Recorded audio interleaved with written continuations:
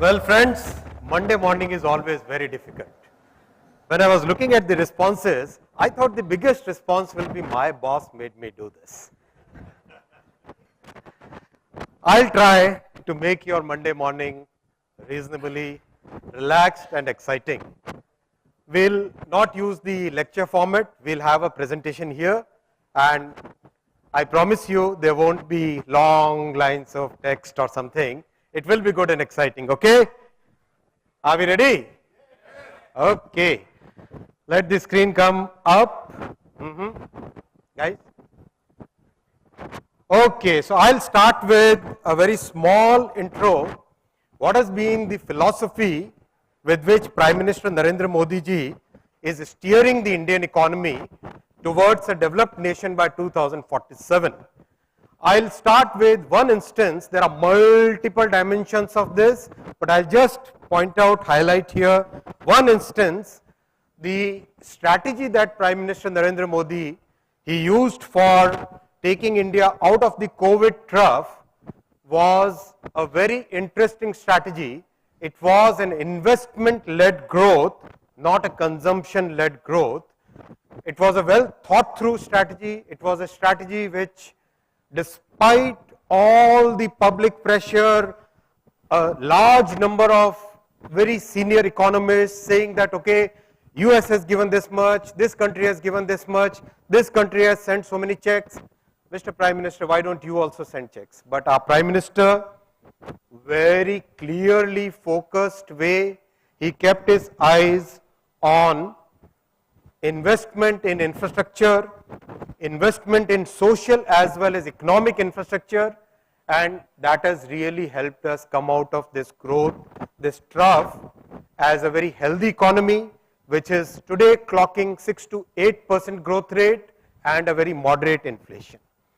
This is the big difference between many other countries' policies and the Indian policy. And that's the reason why India is today being called out as a bright spot in a very troubled horizon. The results are in front of us, and this is a consistent policy. This is not something which has happened just in the last couple of years. Because of these policies, India's GDP, which was at 10th position in the global league table, has today come up to the 5th rank, and over the next few years, it should be at the 3rd rank. The results of this entire economic drive towards investment today, as a structural component of India's GDP, investment which had gone down to 25%, 27% has now come back to 31%. This is what I would like you, and there are many CEOs present here, so I would like you to take note of this. The investment which was, the public investment which was about $40-ish billion every year, increased to 70-ish, then 90, and today it is 125 billion US dollars public investment.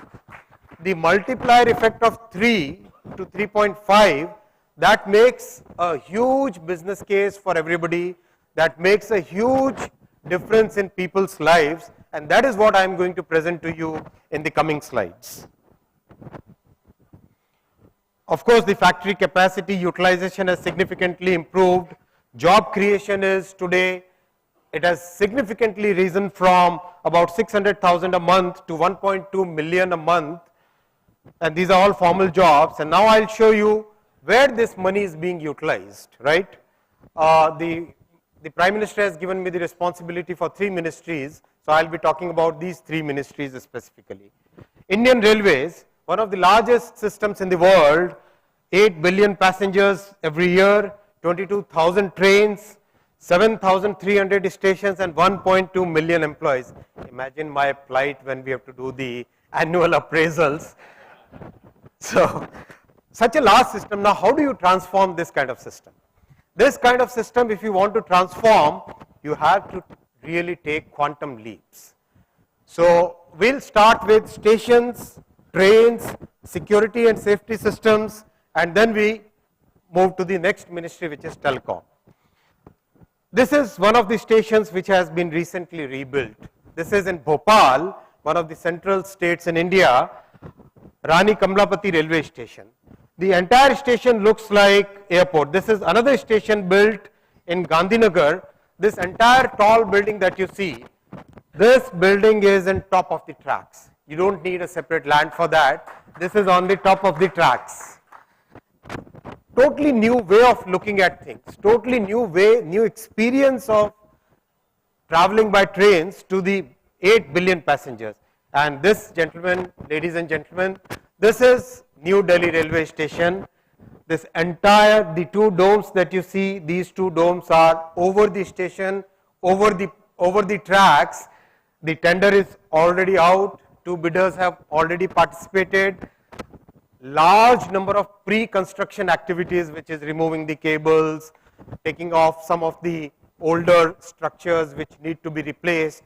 All that work has started, and this will be a reality in the coming 2 to 3 years, 4 years. So this big thinking, this kind of futuristic thinking is what Prime Minister Narendra Modi Ji is actually implementing in India through his investment in infrastructure program. Every station will have a world-class roof plaza. As we all know, urban space is very scarce. So how do we create more urban space? This is 50-acre space being created in New Delhi. Everywhere, look at the transportation mechanism, elevated roads, so that people don't have to, because the stations are located in a very congested place, most of the cities in the country. So how do you make sure? This is Ahmedabad. This is Ahmedabad again, using some of the Indian heritage structures and building around it. This is, those of you, anybody from Gujarat here? How many from Gujarat? You will recognize Modhera Sun Temple. This is the structure of Modhera Sun Temple. The modern buildings along with the traditional heritage of the country. This is CSMT Mumbai, built. This is one of the heritage structures. How do we retain the heritage and still make it a modern station? Very complex challenge, very complex challenge. But some of the finest minds have worked on it and created this design, which will be a design where people will come from overseas just to look at the stations. We are very confident. Bangalore, Jaipur, again Jaipur is a heritage city where very good heritage. So we are building that heritage into the stations while making them modern. Prayagraj, big technical challenge, because at one point of time 100 million people visit this place in a single day when the Mahakumbh happens. 100 million people visit this. So how do you make sure? It was a very big challenge, but the team has overcome it now. Surat, there's the report card. My boss is very tough boss, so he'll always ask how many stations, what is the progress, so I keep that always ready. I'll come to the next part of passenger experience, that is the trains. Again, the thought process is, when some of the best companies in the world are using Indian talent for developing their products, why shouldn't the Indian talent not be used for developing products for India? So this train, Vande Bharat, this is for 180 kilometers per hour speed potential. It has been tested at 180 kmph, and today 12, 13 of these trains which are running in the country, they have become a real big craze for all the passengers. And I request all of you present here, if you find an opportunity, do travel in it. I'll tell you what is so different. The design of the train has really been done very meticulously to make sure that each and every passenger experience is fundamentally different from others. If you 180 kmph and look at this glass of water, okay, 180 kmph and the glass of water doesn't spill, the glass doesn't shake. That's the intricacy of the design, and the entire design has been developed within the country by our own engineers, manufactured in the country by our own technicians. The noise level, I wish we had the audio properly. This is, okay. So compared to an airline, 100 times less noise level. And absolutely no shaking, absolutely no jerks in the train, because the design has been done with great care. Same is the thing with the safety system Kavach. Again, instead of simply copying some of the international products, we decided to develop our own product, because we see there is a huge gap in the global market space where a new product can make a big difference. I tested this product and Loco 2. by two Both trains are on the coming same on the track same and track. running towards each other One of the at a trains I was speed sitting, of other 80 train, km other per train, hour. the chairman of railway board was sitting, and exactly 400 meters gap, you'll see both the trains automatically stop. So that kind of anti-collision system has been developed in India by our own engineers, by our own technicians. 400-meter distance.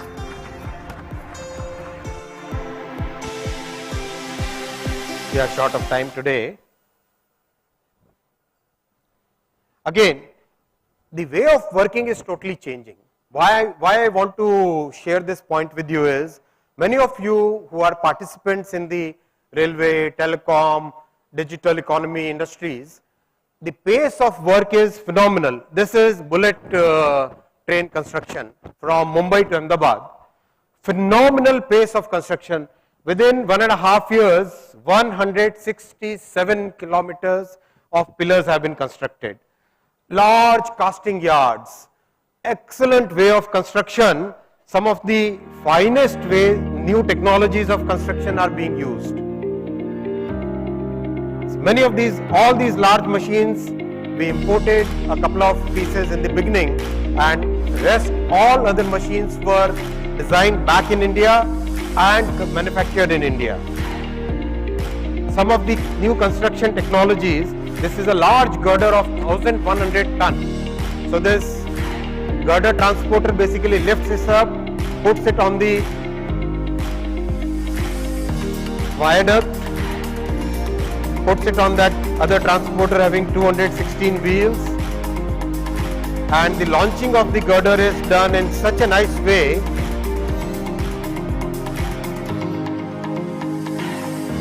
Oh, this is two screens, okay?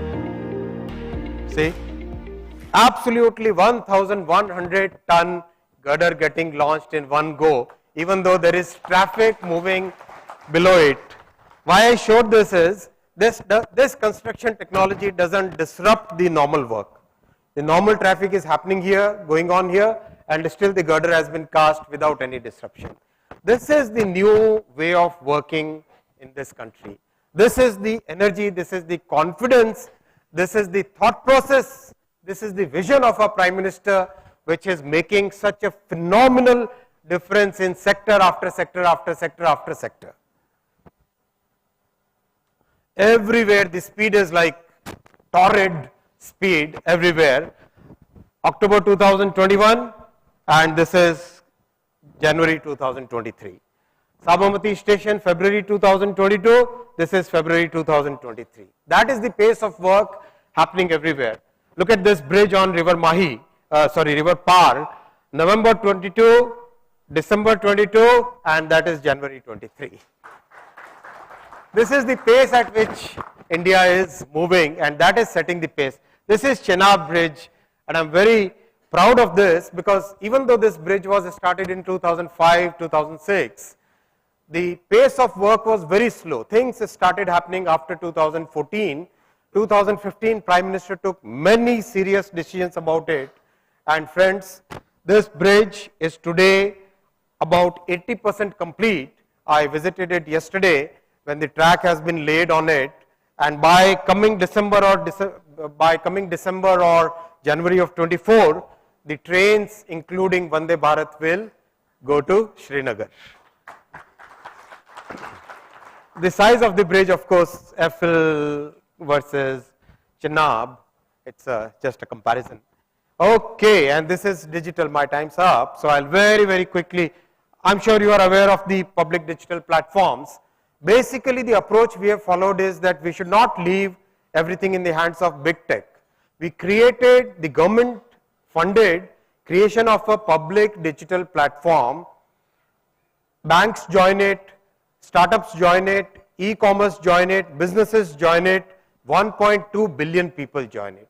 That's the philosophy we have adopted both in payment system, in the healthcare system, and in the upcoming almost every platform we are following this model of public-private partnership.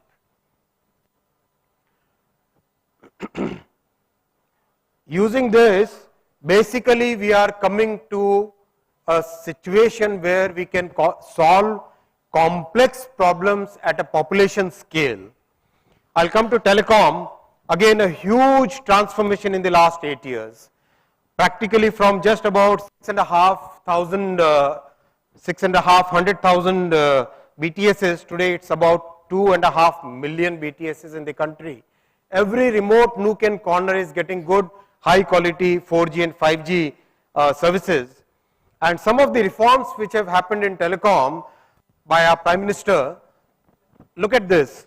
The average size for a permit to set up a tower used to be about 235 days. Today it is 7 days. That's the change which has happened. That's the simplification which has happened. That's what makes India as a great attractive investment destination. This is from the Wall Street Journal.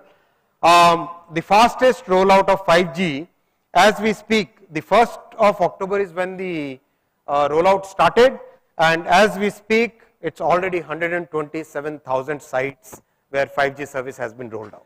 It's phenomenal pace.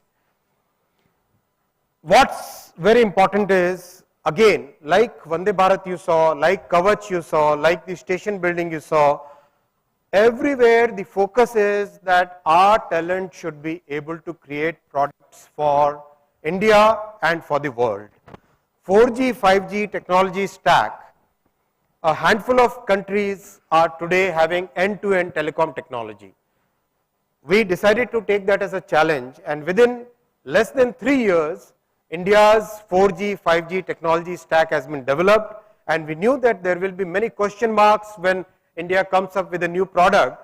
So while mostly people would test a new product for like 1 million users, so we initially tested this product for 1 million users, then we tested it for 5 million users, and in the last December, we tested this entire solution for 10 million simultaneous connections. And the results have been absolutely good. The rollout has started. From coming August, September, we will be rolling out 300 sites a day of this indigenous India's own telecom technology stack. Now we are gearing up for 6G, and our Prime Minister has always put this thought in our mind, a very clear vision. He has said that technology is not a mode of garnering power in the world. Technology should be used for empowering the people. That is what always our Prime Minister tells us, sector after sector. Friends, I thank you for your very patient Monday morning hearing, and now we'll start the next session. Thank you. Minister, thank you very much indeed. We're going to have a little, by the way, this room is amazing. Minister, stay there. We're going to have a chat. We're going to get a couple of chairs put up here now. This room is packed, yeah? I mean, thank you all so much for joining us. I think we've got a nice snapshot of the room. It'll get up there in just a few seconds' time. Also, I want to share the results of that last panel. But let's ask the Minister the Slido question. How would you describe, in a word, Minister, the state of the tech and innovation in India? How would you describe the state of tech and innovation in India right now? One word. I love the word bubbling. We had bubbling earlier. Torrid pace. Yes, love that, love that, love that. Let's have a look at the room. Can we do a flip of the room just to sort of see it on the screen? I think we're going to any second now. So that's can we see the results of that Slido as well? Slido number 2. How would you describe the state of tech and innovation in India? Can we get that up on the screen behind? We're going to continue to have Slido questions and answers throughout the day. Minister, sit there. We'll get it up behind us as soon as we can. There you go. Look at that. Getting better, blistering. Who's Mark Barton? Who said blistering? I think that was me. Dynamic, evolving, thriving. Dr. Kathari, thank you for your essay. Very good. We only want a word, but we'll take essays. We love essays. Thank you very much indeed. Good stuff. So I was doing my research on Minister, and I went on Google, and the first thing I saw was the Minister's birthday, which is fine. We share the same birthday. Not only, hang on, hold that clapping. Not only do we share the same date, we were born on the same day. How often do you meet someone who was born on this? I mean, you meet people who were born on your birthday, but actually the same day, same age. Shall I tell you the day? Do you want to know? Hands up if you want to know the day and the date. July the 18th, 1970. Brother. Brother, yeah. There you go. And also, I know he's a big fan of cricket. He put out this lovely tweet the other day. There was this young girl doing these incredible strokes in the nets. And he tweeted it out. He said, my favorite shot is the helicopter shot. But that should be a Slido question. What's your favorite cricket shot? Mine's a square drive. Minister, favorite shot? You're a helicopter shot guy. There you go.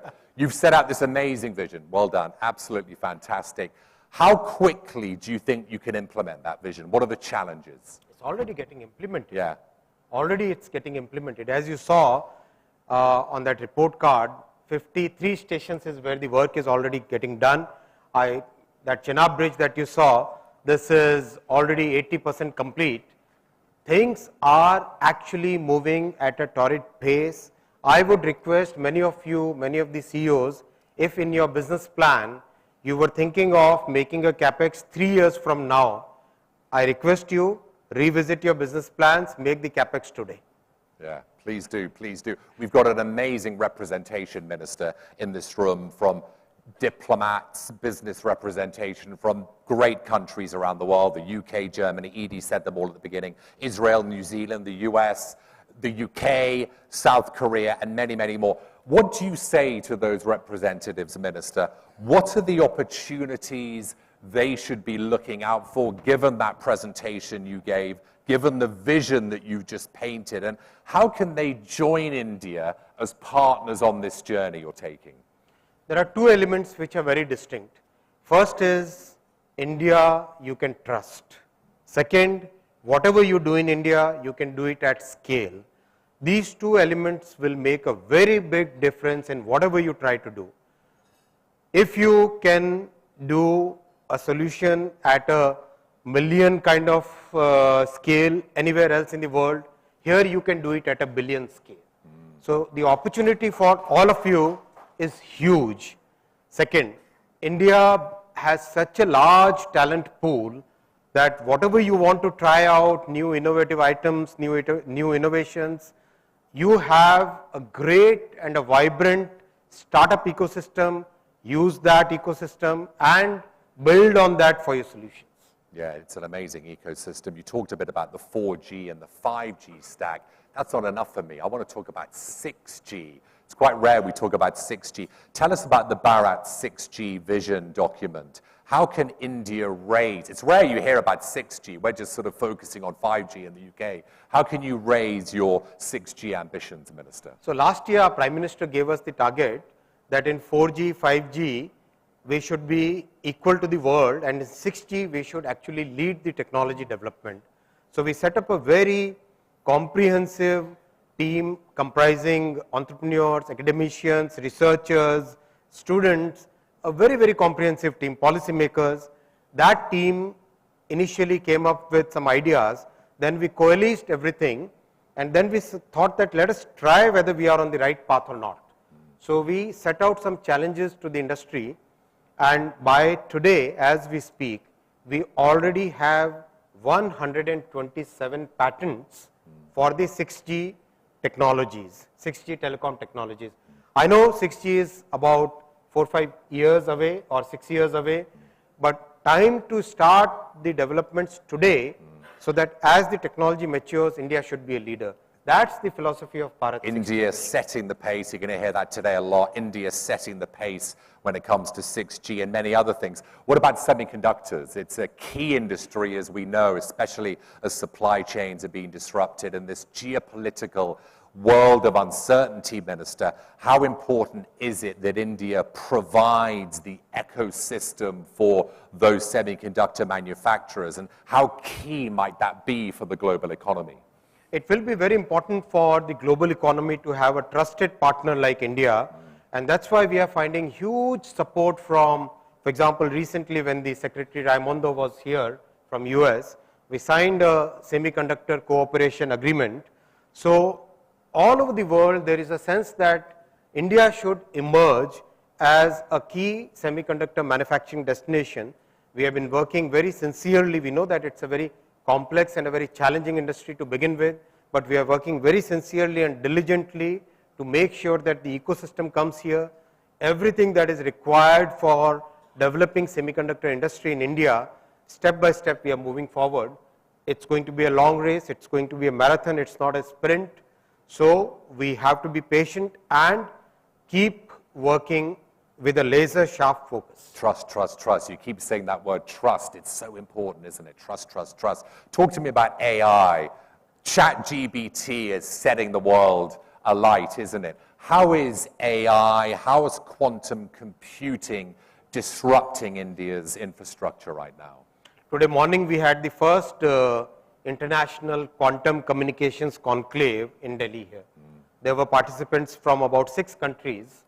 And some of the technologies which are leading edge technologies in quantum communications and AI, also AI is a separate subject.